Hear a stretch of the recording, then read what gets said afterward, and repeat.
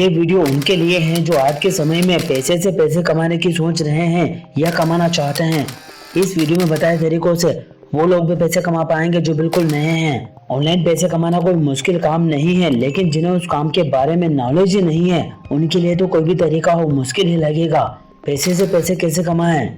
Share marketing में invest करके पैसे से पैसे कमाएं, क्रिप्टो करेंसी खरीद कर पैसे से पैसे कमाएं, मनी लेंडिंग से पैसे कमाएं, एफिलिएट मार्केटिंग से पैसे कमाएं, म्यूचुअल फंड में निवेश करके पैसे से पैसे कमाएं, बाय एंड रेंट के द्वारा आप पैसे से पैसे कमा सकते हैं। जरा रुकिए, अगर आगे का पूरा वीडियो नहीं देखते हैं तो अभी तक जो सीखा वो किसी काम का ही नहीं है। पैसे ही कमाना है तो ये करना ही पड़ेगा। 1. लगातार मेहनत करें। 2. रोज कुछ नया सीखें और उसे अपनाएं। 3. पछतावा न करें। 4. टेक्नोलॉजी का भरपूर उपयोग करें। 5. अपनी आय बढ़ाने पर ध्यान दें। 6. अपने काम में मिलावट न करें। ये 3 चीजें आज ही छोड़ दें। नींद, आलस, काम को टालना।